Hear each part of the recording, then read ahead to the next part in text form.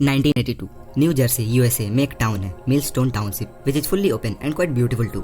BSA boy scout of America ये एक organisation है जो मेनली फोकस करती है यूथ के डेवलपमेंट पर, स्पेशली आउटडोर एक्टिविटीज के लिए। उन्हें डिफरेंट स्किल सेट सिखाए जाते हैं, लाइक उनके लिए एडवेंचरस प्रोग्राम्स होते हैं and all that. 27 March BSA में 2116 जिसमें 12 स्काउट हैं, बेसिकली 12 बच्चे हैं, और आज इनका प्लान है एडवेंचरस स्वैम्प क्रूक केव को विजिट कराने का, जो कि यहाँ से थोड़ी सी दूरी पर है, और बच्चों को केव के क्लॉस्ट्रोफोबिक कंडीशन को एक्सपीरियंस भी कराना है। और इस काम के लिए स्काउट मास्टर जिम एबिन को असाइन किया जाता है एज ए टीम लीडर, लेकिन किसी कारणवश वो आज बीमार थे और इसकी जगह आज 48 ईयर्स के डोनाल्ड वेल्टनर इस ग्रुप को लीड करने वाले हैं। हालांकि डोनाल्ड को केविंग में ज्यादा एक्सपीरियंस नहीं है, लेकिन इनके पास 22 साल तक पुलिस सर्विस में एक सार्जेंट के तौर पर काम करने का एक्सपीरियंस जरूर है, और बच्चे भी इन्हें अपने फादर फिगर की तरह देखते हैं, तो इन्हें टीम लीडर के बदलने पर कोई दिक्कत नहीं है। इंटरेस्टिंगली इनके दोनों बच्चे क्रिस्टोफर और रॉजर भी आज 12 बच्चों में शामिल है एडवेंचर के लिए। सैटरडे 2 PM सभी केव में एंटर होते हैं। केव की ओपनिंग 16 इंचेस हाई और 28 इंचेस वाइड है, जो कि क्वाइट लो है, और इसीलिए सभी क्रॉल करके घुटनों पर चलकर आगे बढ़ रहे हैं। और पता है, लोकल्स के बीच इस केव को लेकर एक इंटरेस्टिंग बातें भी है। वो मानते हैं कि अगर टाउन में कुछ भी अनएक्सपेक्टेड एक्सट्रीम चीजें होती है, like war type of something, तो ये क्रूट केव वेस्ट जगह होगी इनके छुपने के लिए। एनीवे, पैसेज में सबसे आगे डोनाल्ड चल रहे हैं और उसके पीछे उसके दोनों बच्चे और बाकी के स्काउट्स। और क्योंकि डोनाल्ड साइड में सबसे बड़ा है, तो अगर वो आगे की पैसेज को क्रॉस कर सकते हैं, तो लाइकली होगा कि पीछे सभी बच्चे इजिली पैसेज को क्रॉस कर लेंगे। लेकिन ये केव दिखने में जितना सिंपल और सभी के लिए जितना सेफ लग रहा है, ये बिल्कुल उससे उल्टा है, क्योंकि ये कोई केव नहीं है, बल्कि ये पूरी केव सिस्टम है। 7 अलग अलग केव से मिलकर बना है, और इन कॉम्प्लेक्स वे सभी आपस में इंटरकनेक्टेड है, और इसीलिए ये न्यू जर्सी की लॉन्गेस्ट केव भी है। केव के सरफेस हमेशा ठंड होती है और थोड़ा सा नमी से भीगा भी रहता है, और यही चीजें इन सभी के लिए आगे प्रॉब्लम भी खड़ी करती है। सभी लोग लॉन्ग पैसेज को कंप्लीट कर चुके हैं, और सामने एक बड़ा चेंबर भी आ चुका है 8 बाई 11 फीट की, यानी सभी यहाँ इजिली खड़े हो सकते हैं और रिलैक्स कर सकते हैं।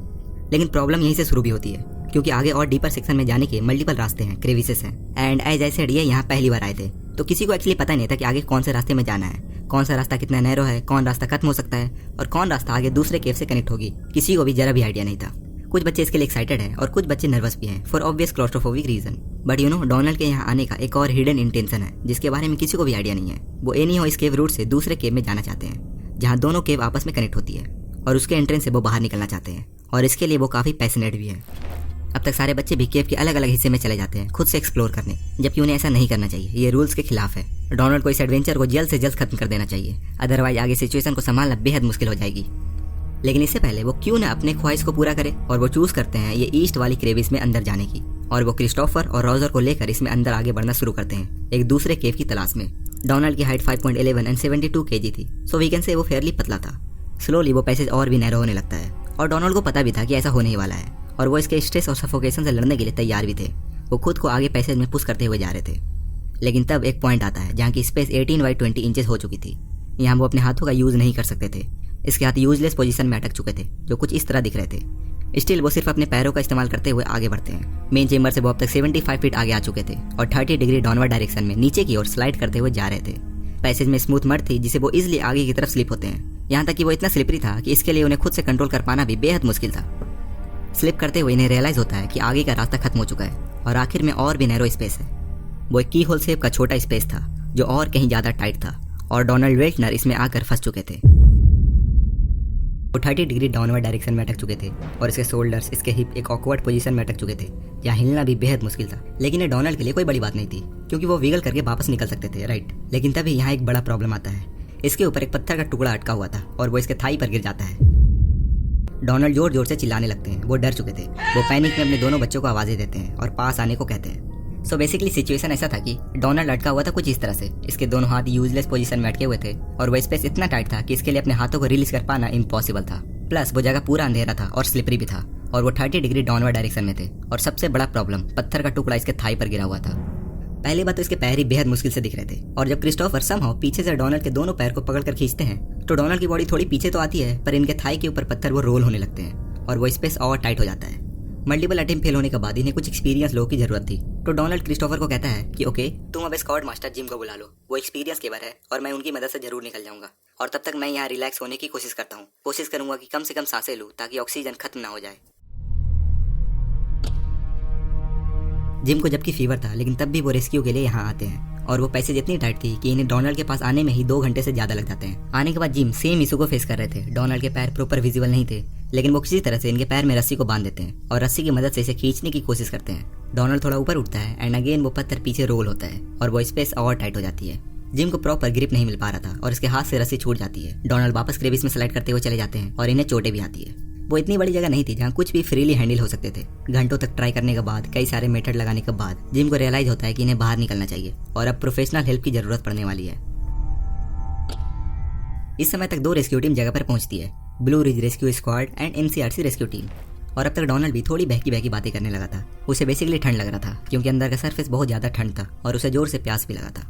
डोनाल्ड को गर्म रखने के लिए रेस्क्यूअर न्यूमरस चीजें ट्राई करते हैं। लाइक वो यूज करते हैं, वो एक गर्म पानी के बॉटल को डोनाल्ड के पैर में टच करते हैं, जेल पैक से उसके पैरों को सेकने की कोशिश करते हैं। इलेक्ट्रिक हीटर को यूज में लिया जाता है क्योंकि अगर वो इसी तरह से लगातार ठंड से सफर करता गया तो उसे हाइपोथर्मिया हो जाएगा। डोनाल्ड कंप्लीटली इमोबिलाइज था, फिजिकली ट्रैप्ड था इन एवरी वे पॉसिबल, लेकिन वो प्रोफेशनल हेल्प को देखकर सुपर कॉन्फिडेंट भी था कि यहाँ से वो जरूर बाहर निकल जाएगा। लेकिन डोनाल्ड को चीजें जितनी आसान लग रही थी उतनी थी नहीं, सिचुएशन उससे ज्यादा बुरा था। रेस्क्यूअर के मल्टीपल अटेम्प्ट फेल होने के बाद उन्हें अब थोड़ा क्रिएटिव होना था। वो खोजते हैं दूसरे केव के रास्ते को, जो केव डोनाल्ड के रास्ते में जाकर कनेक्ट हो रही थी, लेकिन वो पैसेज कहीं ज्यादा नैरो था और इन्हें ऐसे इंसान की जरूरत थी जो पतला हो, जो इजीली अंदर स्क्वीज करके जाए और उन्हें केविंग में एक्सपीरियंस भी हो। 25 ईयर्स की लिन टेलर, वो एक एक्सपीरियंस केवर थी और मेंबर भी थी एनसीआरसी रेस्क्यू टीम की, और ये सिचुएशन के लिए वो बेस्ट थी क्योंकि इनकी हाइट जस्ट 5 फीट थी और वेट जस्ट 39 kg। वो अपने टाइनी फ्रेम का यूज करते हुए विगल करके दूसरी साइड से एक्सट्रीमली स्मॉल पैसेज में अंदर चली भी जाती है और फॉर्चुनेटली वो उस एरिया में भी पहुंच जाती है जहां डोनाल्ड के केव कनेक्ट हो रहे थे। लेकिन आगे का रास्ता बंद था, वो डोनाल्ड के इतना क्लोज नहीं जा सकती थी। इसके लिए डोनाल्ड के जस्ट 2 फीट की दूरी तक ही पहुंचना पॉसिबल था। सारा मेहनत बेकार और टाइम वेस्ट अलग से। अपसाइड डाउन पोजीशन में अटके हुए डोनाल्ड का कंडीशन बुरा से बुरा हो रहा था, मगर अफसोस रेस्क्यूअर के पास उन्हें फूड और नरिशमेंट की चीजें पहुंचाने के लिए कोई भी ऑप्शन नहीं थी।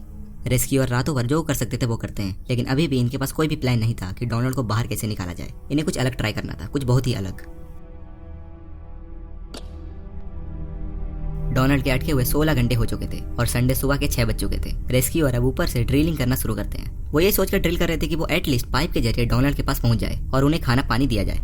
ड्रिल करते हुए पूरा दिन खत्म हो जाता है और वो एक्चुअली श्योर भी नहीं थे कि जहां वो ड्रिल कर रहे हैं वो सही जगह है भी या नहीं। शाम के 6 बजे उन्हें रियलाइज होता है कि जहां वो एक्चुअली ड्रिल कर रहे थे वो गलत जगह है। वो डोनाल्ड से एक्चुअली 12 फीट की दूरी पर ड्रिल कर रहे थे, लेकिन फिर भी वो ड्रिल करना नहीं रोकते। वो अब लैटरली ड्रिल करना शुरू करते हैं।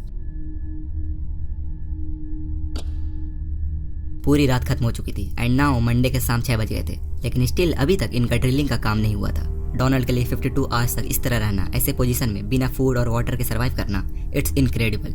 अपसाइड डाउन पोजीशन में रहने से एक बॉडी की अपनी लिमिटेशन होती है। पूरी बॉडी में ब्लड को सर्कुलेट कराने के लिए हार्ट को कहीं ज्यादा एफर्ट लगाने पड़ रहे थे। एक मिनट जब वो इस पोजीशन में रह रहे थे, इसके लिए चीजें मुश्किल होते जा रही थी और इन्हें धीरे धीरे यकीन होने लग गया था कि अब वो शायद अपनी फैमिली को दोबारा कभी नहीं देख पाएंगे। केव के अंदर की टेम्परेचर 14 डिग्री सेल्सियस पर आ चुकी थी और रेस्क्यूअर के लिए भी इसके एनवायरनमेंट को गर्म रखना एक सीरियस चैलेंज बन गया था। वो यूज करते एक हीट पंप को जिससे गर्म हवा डोनाल्ड के पास भेजा जा रहा था, और ये आखिरी चीज थी जो रेस्क्यूअर डोनाल्ड के लिए कर रहे थे। अदरवाइज इनके पास कोई भी एक ठोस प्लान नहीं था। और क्योंकि डोनाल्ड के बॉडी केव सरफेस के अगेंस्ट लंबे समय से सटे हुए थे, तो अनफॉर्चुनेटली ये हीट पंप भी ज्यादा कुछ काम नहीं आ रहा था। उसे हाइपोथर्मिया होने के रिस्क ग्रेटली इंक्रीज हो गए थे। लैटरली ड्रिलिंग करते हुए वो लोग डोनाल्ड के बहुत क्लोज तो आ गए थे, बट सामने एक हार्ड पत्थर आ जाता है और अब इसके आगे ड्रिल करना इम्पॉसिबल था और आखिर में ये प्लान भी फेल हो जाता है। रात के करीब 1 बजे रेस्क्यूअर को डोनाल्ड से कुछ ग्रंटिंग रिस्पॉन्स आ रहे थे। वो शायद कुछ कहना चाह रहा था, बट वो क्लियर आवाज में कुछ कह नहीं पा रहा था। आई थिंक अब उनका आखिरी समय आ चुका था। फाइनली एक नर्स को टनल में भेजा जाता है, एक डॉपलर मशीन और ईकेजी को लेकर डोनाल्ड के हालात को जानने के लिए। लेकिन इनके पास सिर्फ डोनाल्ड के पैर का ही एक्सेस था, तो इसे पता नहीं चल पा रहा था कि डोनाल्ड जिंदा है या नहीं। हालांकि वो डोनाल्ड के बॉडी के टेम्परेचर को चेक कर पा रही थी, जो नॉर्मल 98.6 फ़ारेनहाइट से कम होकर जस्ट 80 डिग्री से नीचे आ चुका था। 100% कंफर्मेशन के लिए अब अंदर एक स्पेशलिस्ट जाते हैं और ये कंफर्म करते हैं कि डोनाल्ड वेल्टनर अब मर चुके हैं। उनकी मौत हाइपोथर्मिया की वजह से हुई थी, लंबे समय तक ठंडे सरफेस से सटे हुए रहने की वजह से। 30 मार्च ट्यूसडे की रात 3 बजे फाइनली 61 आवर्स तक सर्वाइव करने के बाद डोनाल्ड को ऑफिशियली डेड डिक्लेयर कर दिया जाता है। स्टिल रेस्क्यू टीम का काम अभी भी खत्म नहीं हुआ था। उन्हें तो डोनाल्ड को बाहर निकालना था, चाहे वो जिंदा हो या नहीं। ये करने के लिए वो अपना आखिरी ऑप्शन यूज करते हैं। वो केव को छोटे छोटे डायनामाइट से ब्लास्ट कर देते हैं एंड यस 11:40 में ऑफिशियली वो डोनाल्ड के बॉडी को रिकवर कर लेते हैं। हालांकि डायनामाइट की वजह से डोनाल्ड को गहरी चोटें भी आई थी, लेकिन लाश को दर्द होता ही कहाँ है। 150 लोगों ने लगातार इस रेस्क्यू मिशन पर 80 घंटों तक काम किए और फाइनली ये मिशन फेल हो जाता है। और एज यूजुअल जैसा हमेशा होता है, इसके बाद वो केव को हमेशा के लिए बंद कर दिया जाता है और ये केव कुछ लिमिटेड और एक्सपीरियंस लोगों के लिए एक्सेसिबल रहती है। इमेजिन करो ये शुरू कहाँ से हुआ था, बच्चों को केव के टीचिंग देने से, उन्हें डेयरिंग बनाने से, और खत्म कहाँ होती है एक इंसान की लाश पे। आई थिंक बच्चों को केव के अंदर ले जाकर उन्हें लर्निंग देना, ये कॉन्सेप्ट बहुत रिस्की है। आई डोंट नो यार कौन ऐसे प्रोग्राम्स को बना रहा है। और मेरे ख्याल से जरूरी भी नहीं थी कि बच्चों को अंदर ले जाकर उन्हें डेयरिंग बनाई जाए, बल्कि उन्हें केव के ड्रॉबैक्स और गुड जजमेंट सिखाने की जरूरत थी सभी को अपने लिमिट पता होना चाहिए। टाइट पैसेज में जाकर खुद को फोर्स करते हुए नैरो पैसेज में जाना ऑफ कोर्स ये हीरोइक वाली बात है, लेकिन जो अंदर जाता है वो जरूरी नहीं कि बाहर आ जाए, राइट। ऑलराइट देन वीडियो खत्म करते हैं एंड कमेंट में बताना वीडियो कैसा लगा एंड सब्सक्राइब भी कर दो।